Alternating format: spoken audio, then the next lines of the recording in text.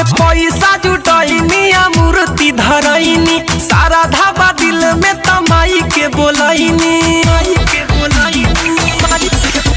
अरे पैसा जुटाइनी मूर्ति धरैनी सारा धाबा दिल में तमाई के बोलैनी।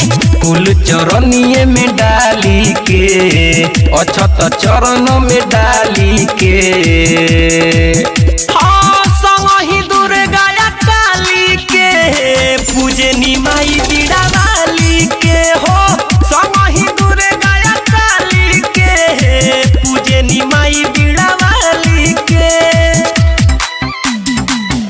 Presented by Lovely Films Production।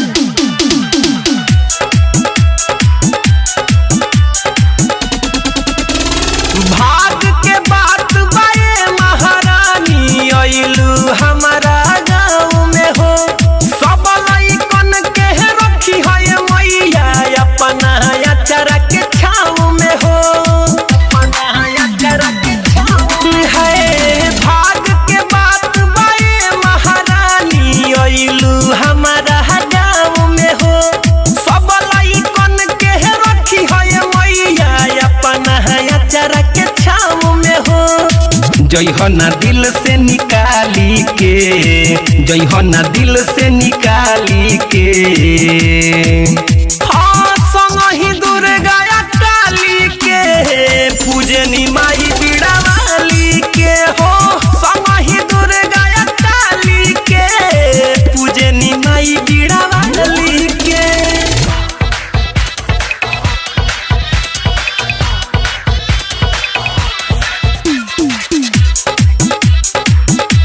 आप सुन रहे हैं अमित पटेल की आवाज में। तोहरे बाकिर आज दीवा कर रोज भजनिया लिखता अब ही गावे के ये मैया गीत अमितावा सीखता माई तोहरे बाकिर मुकेश दीवा कर आज भजनिया लिखता अब ही गावे के ये मैया गीत अमितावा सीखता। तीनों के रखी ह संभाली के तीनों के रखी ह संभाली के हाँ संगहि दुर्गा काली के पूजनी माई बीड़ा वाली के हो संगहि दुर्गा काली के पूजनी माई बीड़ा वाली के। और पैसा जुटाइनी मूर्ति धरैनी सारा धाबा दिल में तमाई के बोलैनी। फूल चरनिए में डाली के अछत चरण में डाली के हाँ संगहि दुर्गा काली के पूजनी माई बीड़ा